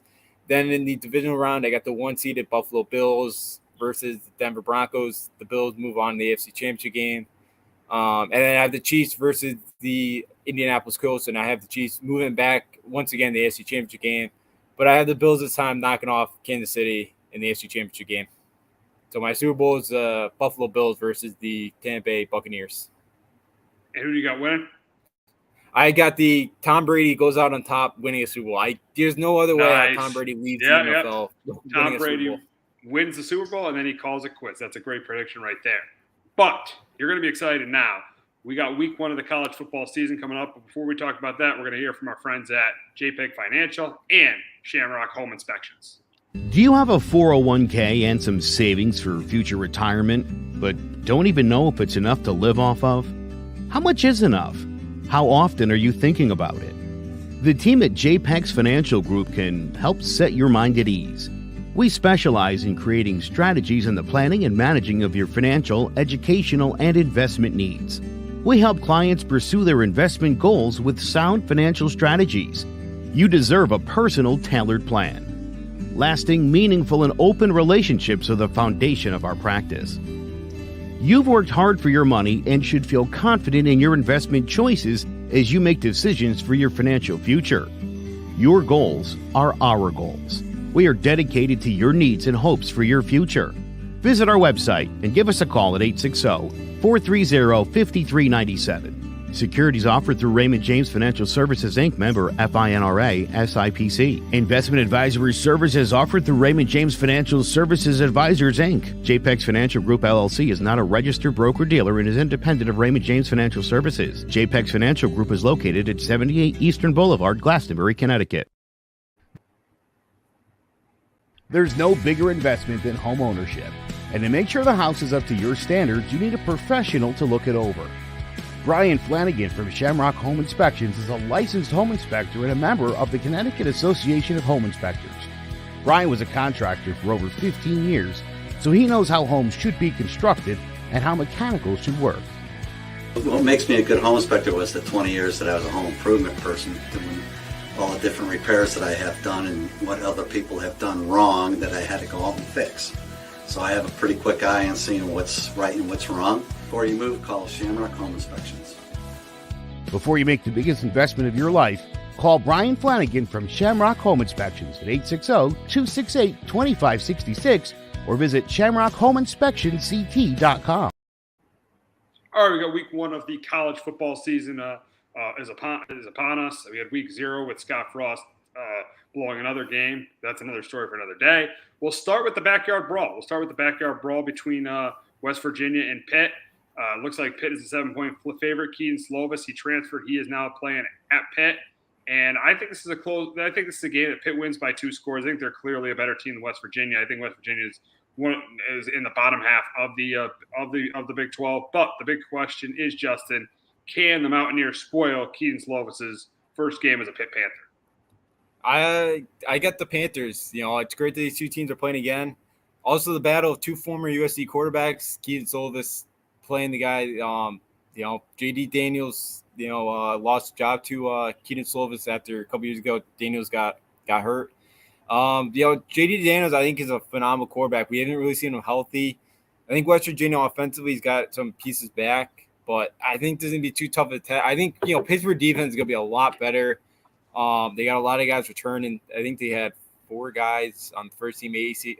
4 guys that are on, first team all ACC defense. So Jordan Dennison losing him hurts, but I think Pittsburgh's defense is going to be very improved. And I think they do knock off the Mountaineers on Thursday. We got Penn State and Purdue at Purdue. I think this is a close, competitive game. I know Purdue is a better quarterback in Aiden O'Connell. I think he's better than Sean Clifford, but I do think the team with more talent, Penn State, I think they get the win. I got Penn State winning by a touchdown, but can Aiden O'Connell lead Purdue to an opening day win at home? I think they could. Purdue had 9 wins last year. I know they probably had one of the weaker Big Ten schedules, but Jeff Brom, since being at Purdue, he's had 12 games where they've been a home underdog, and they won that game outright. And I think they're like 18-9 against the spread. Jeff Brom's done a phenomenal job here. Clifford returned for his sixth year, though. He looked good early, and then, as you know, he got hurt, and then he really kind of showed that back end of the season there. And Penn State offense really took a hit. I think this is a big game for both teams. I think, with a win here, I think it really means a lot for Penn State, because you lose Thursday night, you play at Auburn in 2 weeks, and you could really be starting 1-2. I still think they're a better team than Auburn. It is still possible. But I think Penn State, I think Clifford plays well enough. I think they do go on the road and win this game. And this is also the trade. I don't know but this is the trade. This was supposed to be an ESPN game, but Fox traded it so that ESPN could get Troy Aikman and Joe Buck. So this is the game that is the trade for Joe Buck and Troy Aikman. Nice. All right, we get the Battle of North Carolina on Saturday at noon as NC State plays East Carolina. And I think NC State wins this game by 2 scores. I think they covered because Devin Leary is really, really good. But can the Pirates pull the big upset at home on Saturday afternoon? I think they can if NC State's not careful enough. It's always tough for sometimes these Power 5 teams going to a group of 5 now. ACC, you don't see any SEC school doing this. I think this is why the ACC is behind the 8 ball on a lot of things right now, because they got to do stuff like this. But I think it could be a very tricky game. I think this is Mike Houston's best team at East Carolina. Pulling Ehlers, probably going to pass the school record for passing yards. This team could light it up. They got probably the best back in the American Conference in Keaton Mitchell. So I think ECU could definitely pull it off. But I think NC State finds a way to win this game. I think there could be a lot of points in this game. But I think NC State, as we mentioned, I know you're on the same page as me. I think NC State should be a top 10 team. I don't think they lose that. I think they find a way to get out of Greenville, somehow with a win against East Carolina. All right, we got the big game on Saturday at Mercedes-Benz as the Oregon Ducks, led by Bo Nix and Noah Sewell, face the Georgia Bulldogs, led by Stetson Bennett, and this new defense that lost a bunch of starters to the draft. The big question is do they cover in this game? I don't think Georgia covers. I think Dan Lanning, knowing this Georgia offense, is definitely going to be an advantage for them. I think Georgia still wins by like 10 points, but I think Dan Lanning's knowledge of the Georgia offense is going to slow them down. I don't think it's going to be a low scoring game. I think maybe in the low 20s and the teens. I think it's a very low scoring game, but I do have Georgia winning. But could Dan Lanning's knowledge of this Georgia team help Oregon pull an upset? I think it can. I've heard Bo Nix has looked a lot more comfortable this year, but again, even with 3 guys coming back from the Georgia defense, I don't know if Bo Nix is going to be able to make enough against the Georgia defense still. I think Bo Nix is what Bo Nix is. I think he's a decent to maybe above average quarterback. I know he's one of the top quarterbacks coming out of his class last couple years ago, but he hasn't been great. I think it does help that Dan Lanning knows his defense and all that, but it's got to be weird going up against his former boss. But playing down Atlanta too, it's gonna feel like it's a road game for the Ducks, so I think that could also be a problem. I don't know if Bo Nix can play well enough because he's really showing against Georgia in his career. Yeah, absolutely, especially when he definitely did when he was with Auburn. But we got a interesting matchup in Fayetteville, Arkansas, as the Cincinnati Bearcats face the Arkansas Razorbacks. And I think with all the guys Cincinnati loses, I think KJ Jefferson is the difference, and I think that's why Arkansas wins and they cover. I got Arkansas winning by 2 scores. But can Luke Fickell come to Fayetteville and keep the momentum going for Cincinnati? I think they can. I think a big loss for Arkansas is Traylon Burks is gone. That was KJ Jefferson's favorite weapon last year. They did bring in Jaron Harwood, the Oklahoma transfer, who maybe could have that same kind of type of season that Traylon Burks did have last year with Arkansas, but they may not be able to find that early on. Ben Bryant comes back to Cincinnati after he transferred out. He started Eastern Michigan last year, played pretty well for him. So now he's got some experience under his belt, but going down to SEC school. And Arkansas has got such a tough schedule this year. They probably top 5 in the country. So it is a big game here at home for them. I think they do find a way to win this game, but I think it'd be very tough. I think Cincinnati's going to give them all they could handle. Got the Battle of Texas as Houston travels to San Antonio to play Texas San Antonio. You probably know a lot more about the Texas San Antonio team than a lot of our audience and me. I got Houston winning it by 2 scores, but tell me stuff about this Texas San Antonio team and why they could win this game.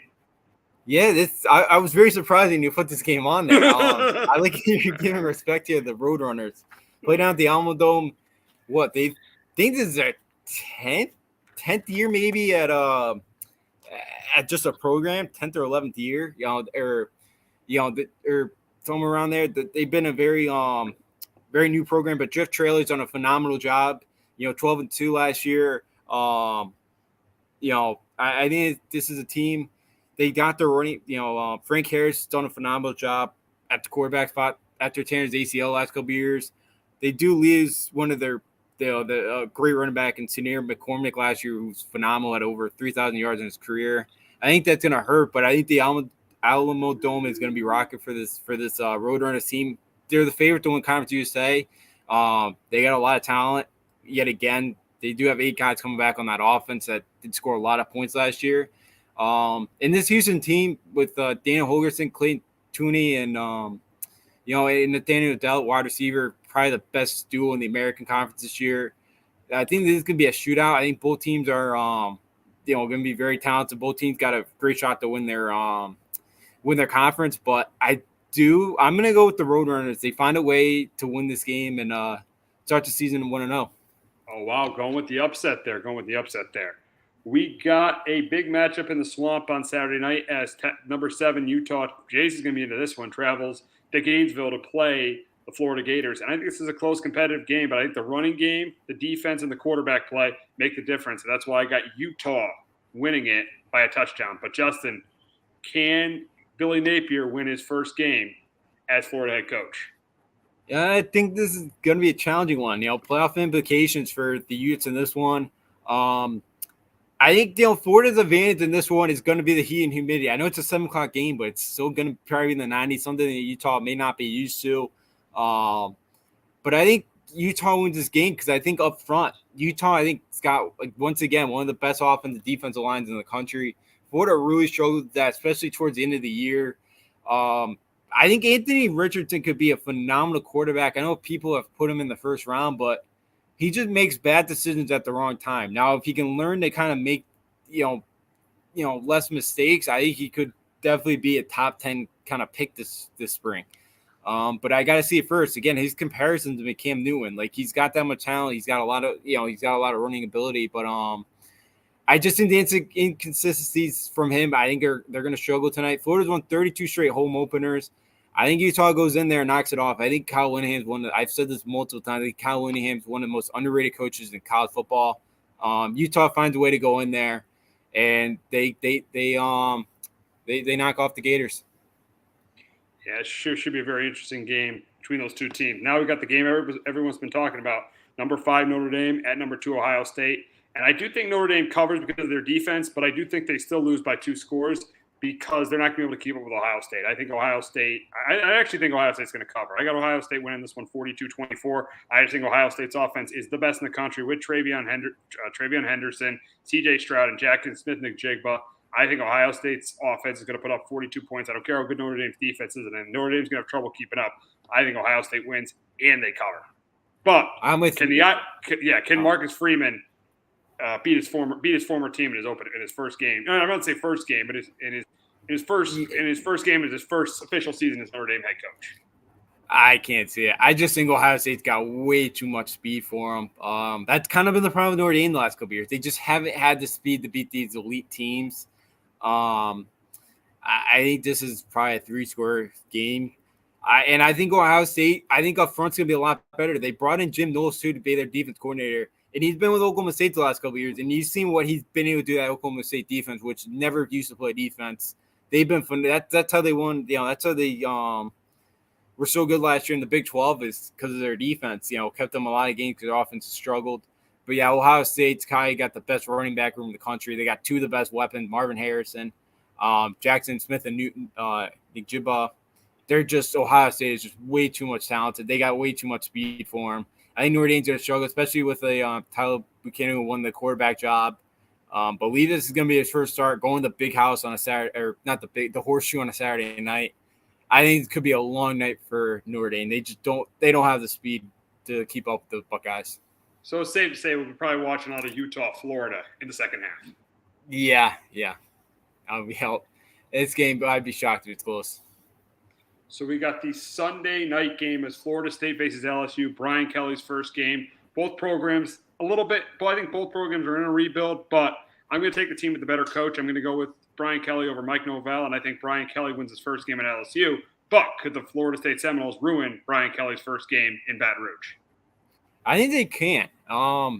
Mike Norvell, I think, has done a good job of trying to get this program back to where Florida State wants it to be. I think Jordan Travis, they talked a lot, the coach staff this year of how, or so far the preseason, about how Jordan Travis has really developed as a passer. I don't watch a little bit of Duquesne game last week, but again, I'm not taking too much from that. Duquesne's one of the worst FCS programs out there as well. But, Jordan Travis is such a good runner. I don't know how talented the LSU team is. I think it's a big mystery this year. I like Brian Kelly as a coach. I think he's done a really good job at Notre Dame the last couple of years. I worry that this game is in New Orleans, but LSU just lost so many kids to the portal. They only have 11 starters coming back. Jaden Daniels, I think, he's an okay quarterback. He's not going to put him over the top. I'll take the Seminoles to get the upset here. And they've already played one game under the belt, which I think could be a huge, key in this game. It's in New Orleans, so I worry about it a little bit, but I'll go with Seminoles to get the upset here. We got a comment about Notre Dame. Notre Dame takes at least 3 losses this year. Remember I said it. I think, this one, USC. Is there another – and Clemson. So that would definitely be their 3 losses. Yeah, I'm with you. I could see them maybe going 8-4, 9-3. Their schedule's not a vintage Notre Dame schedule either, which helps. But, I think at least 3. Maybe they lose the bowl game as well. It could be Notre Dame. Wouldn't say rebuild year, but, they got a lot of young guys, with a new coaching staff. I think they could definitely be some bumps in the road this year. Absolutely. So the last game on Labor Day night, Clemson and Georgia Tech. I think we could both agree Clemson wins this game by probably 4 or 5 scores because I think their defense is good and I think DJ is going to take a step forward this year. Yeah, for Clemson, Xavier Thomas, one of their better defensive ends, going to be out, or probably one of their better defense players, I say, is going to be out probably right around to the NC State game. I think he should be right around there. And for Clemson, for going 10-3 last year and kind of having all those questions about everything, they ran out the second longest winning streak in the country with 6 games. So they found a way to win, 10 games last year. But I think the thing is this year about Clemson is DJ Uiagalelei. Can he become that runner, that confident runner that we saw Dabo be able to do with Taj Boyd, with Deshaun Watson, with Trevor Lawrence? Because DJ wasn't last year. And the problem was last year, Clemson didn't have a back quarterback. They had a couple injuries. Their other backup quarterback got drafted in the second round of the MLB draft last year, and he ended up signing with the Pirates. So they didn't have a backup quarterback last year. They do this year. They had one of the best quarterbacks coming out of high school. So if DJ doesn't make those steps early, I think Clemson and Dabo is going to have to pull the trigger on him. And the other weird thing is Clemson, 2 new coordinators, which is very rare under Dabo Swinney. He stayed in-house, so not too much of a difference there scheme-wise. I do think Clemson wins this game big. Maybe Georgia Tech keeps this game close for a bit here. I like what Jeff Collins done with Georgia Tech so far. It's still a major rebuild, trying to get away from the triple option. Jeff Sims is a decent quarterback. Could maybe keep this thing interesting early, but yeah, it's going to be another long year for Georgia Tech. And I'm not going there yet with DJ. DJ had a ton of talent coming out of high school. He's one of the best guys out. I think he was the number 1 overall recruit. If he doesn't change things soon, yes, he's going to be sitting on the bench very soon. But we'll see if he can develop here in year number 2 under Dabo. Yeah, I got Clemson as one of my outside of the big 3. I got Clemson as my last playoff team. Yeah, I'm right there. Unfortunately, I'm right there with you. I hate that I'm picking those 4, but at this time, I think those are the 4 favorites right now to get there. They get the playoffs. It definitely looks like it. That's going to wrap it up this week on Sports Talk with R&J. For Justin and Afrio, I'm Steve Risser. We'll be back next week previewing week 1 of the NFL season and week 2 of the college football season. Have a great weekend, everyone. Jones on first down, wide open, it's Barkley. And Saquon Barkley will take it into the end zone. Your best ability is his availability. Saquon Barkley, he's great when he's on the field, but the problem is since 2018, he hasn't been healthy for this team. Look at this. They lob it to him. He taps it in off the glass. How about that? Porter Moser, I think right now is the best coach of college basketball, hands down. Fins 2 for 3. He's done his part. Pitch is drilled to deep right field toward the pole, and it is gone. They don't mind not being what they were in the 90s as the best organization in baseball, because the Yankees aren't even close to the best organization in baseball. You're trying to be the Rays, and the Rays do this for a reason. Like, you're the Yankees.